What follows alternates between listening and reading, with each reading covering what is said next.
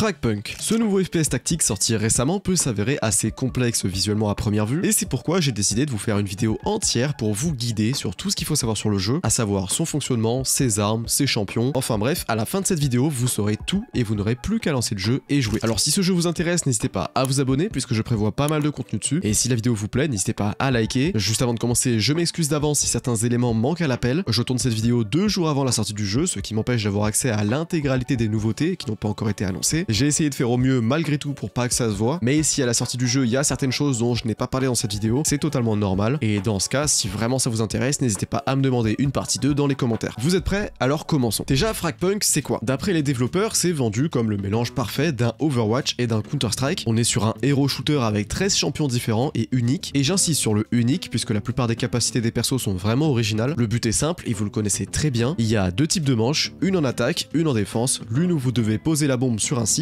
et l'autre où vous devez empêcher vos adversaires de poser la bombe, d'où la comparaison initiale à Counter-Strike. Le mode de jeu par défaut a quand même quelques petites subtilités intéressantes. Concernant l'achat des armes par exemple, il faut savoir que tout est gratuit. Si vous voulez jouer au sniper seconde 1 de la game, rien ne vous en empêche, contrairement à CS où pour la WAP il faut économiser quelques manches. Ici ce qui va faire la différence, c'est que certes tout est gratuit, mais si vous avez le malheur de mourir avec votre arme, vous ne pourrez plus la jouer de toute la game. Alors attention à quelles armes vous décidez de jouer, puisque vous pourriez facilement vous retrouver à devoir jouer au pistolet et aux pompes à la fin de votre partie. Et en parlant de la fin de la partie, deuxième subtilité du mode de jeu, si la fin de votre game se conclut par une égalité, la partie ne se terminera pas. Il faut bien départager les deux équipes. Et c'est pourquoi vous rentrerez dans un système de 1v1 final, où chaque membre de votre équipe choisira dans quel ordre il voudra passer, et dès qu'un joueur perdra son 1v1, ça sera au prochain de prendre le relais, et ce jusqu'à ce que la team entière meure. Un très bon moyen de départager quelle équipe est la meilleure. Rajoutez à ça les 13 champions différents avec leurs capacités, ce qui rajoute une autre complexité au jeu, mais également, et c'est là que le jeu va sortir du lot, il y a un système de tirage de cartes complètement aléatoire à chaque début de manche qui va changer les règles du jeu, et donc rendre chacune des manches unique en son genre. En tout, il y a plus de 70 cartes disponibles, je ne vais pas toutes vous les présenter puisque ça risque d'être infiniment long, mais l'exemple le plus parlant reste les Big Heads. Si on tire cette carte, les ennemis verront leur tête plus grosse afin de favoriser les headshots. Il y a également une carte qui permet de supprimer un site ou alors de l'embrumer, et des cartes plus légères qui vont juste buff votre vitesse, vos dégâts ou votre résistance. Enfin bref, avec cette quantité faramineuse de cartes et en sachant que chacune permet d'adopter une stratégie différente à chaque manche, ça permet d'offrir une rejouabilité quasi infinie, et ça les développeurs ils ont tapé dans le mille parce que les gens ils adorent. Et maintenant qu'on a abordé le but du jeu ainsi que son principal atout pour sortir du lot par rapport à la concurrence, il est temps d'aborder quelque chose de plus classique mais essentiel pour le bien de ce guide,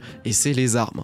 Pour ce qui est des armes, on a à peu près 2 armes par catégorie, et les voici. Concernant les fusils d'assaut, on a le Discipline, qui est une AR avec une bonne cadence de tir, qui est équipé d'un viseur rond, et on a le Fever, une AR avec une cadence plus lente, mais avec un viseur plus ouvert et agréable pour y voir correctement. Concernant les SMG, on a Clampdown, c'est littéralement une Vector, elle est instable à cause de sa grosse cadence et elle fait des dégâts moyens, et on a Mad Dogs, une SMG plus stable et discrète, avec un recul visuel beaucoup plus agréable et des dégâts corrects. Ensuite, pour ce qui est des shotguns, on a le Meatmaker, c'est un fusil à pompe en coup par coup qui est très classique, qui fait des gros dégâts, et on a le Boom Broom qui est un fusil à pompe automatique avec une bonne cadence de tir mais évidemment moins de dégâts. Pour ce qui est des DMR, on a le Bad Reputation qui est un fusil avec viseur de précision en coup par coup, et le Bad Moons qui est exactement le même mais il tire plus rapidement et a un viseur plus court. Ensuite on a des LMG avec notamment la Ghost Pepper, une grosse batteuse très classique qui a 100 balles par chargeur, et le My Way qui est une batteuse un peu plus légère avec moins de balles par chargeur et beaucoup plus stable. Concernant les snipers, on a le Resolver qui est très semblable à un intervention pour les habitués de code. C'est une arme qui va avoir le rôle d'un opérateur ou d'une AWAP pour les habitués de CS ou Valo. C'est tout simplement un sniper basique comme on les aime. Mais on a à côté aussi le nouveau sniper sorti avec la release qui est le High Life. C'est un nouveau sniper, a priori il fait énormément de dégâts, tout ce qu'on attend d'un sniper finalement. Pour ce qui est des pistolets, on a premièrement le Cure High qui est le pistolet de base, pistolet très classique comme il y a dans tous les jeux. On a ensuite le Vicious qui est un gros deagle qui fait beaucoup de dégâts, ça fait plaisir. On a également le Cold Shooter qui est un pistolet automatique, et ensuite on a 4 variations du même pistolet qui sont très intéressantes. On a premièrement le Blaster qui est un pistolet lance-grenade explosif, on a le Flasher, un pistolet lance-grenade flash, le Smoker, un pistolet lance-grenade fumigène, et dernièrement qui est arrivé avec la release, le Burner qui est un pistolet lance-grenade enflammé. Et enfin on a le couteau qui vous permet de faire des mini dash vers l'avant et évidemment de cut vos ennemis. Vous aurez également quelques armes bonus disponibles uniquement en mode deathmatch si je dis pas de bêtises, qui sont le marteau et le lance-grenade, et tout ceci évidemment sans compter toutes les armes associées aux compétences de certains personnages, ce qui fait d'ailleurs une très bonne transition puisque c'est de ça qu'on va parler maintenant, les personnages. Donc les champions appelés lanceurs sur Fragpunk répondent au nombre de 13 et voici leurs capacités. Premièrement, on a Broker qui est l'effigie du jeu. Sa première compétence est un lance-roquette qui fait énormément de dégâts. Sa deuxième compétence est une smoke qui va s'étendre dans la direction dans laquelle vous la lancez. Et sa troisième compétence est une armée de mines qui peut placer au sol. C'est très puissant. Ensuite, on a Nitro. Sa première compétence, c'est une sorte de RCXD, un petit robot portatif qui peut aller partout, qui peut tirer et évidemment prendre de l'info. Sa deuxième compétence, c'est deux walls qu'elle peut placer indépendamment à peu près partout pour faire de la cover. Et sa troisième compétence, ce sont des mini tourelles qu'elle peut placer un petit peu partout sur la map. Ensuite, on a Hollow Point. Sa première compétence est un sniper qui one shot. Sa deuxième compétence est un écran de fumée qui reveal les ennemis. Et sa troisième compétence est un piège qui reveal également les ennemis qui marchent dessus. Ensuite, on a Jaguar. Jaguar qui fait partie des seuls personnages à avoir un passif. Et son passif, c'est que si un ennemi est affecté par l'une de ses compétences, cela reveal les ennemis en question. Sa première compétence est un piège électrique qui inflige des dégâts et ralentit les ennemis. Sa deuxième compétence est un carré électrique où on peut enfermer ses adversaires. Les ennemis ne peuvent pas passer à travers de ce carré, mais Jaguar, lui, peut passer. Et sa troisième compétence indique le nombre et la direction des ennemis à venir et détecte les ennemis qui sont low HP. Pour ce qui est de Pathogène, deuxième perso à avoir un passif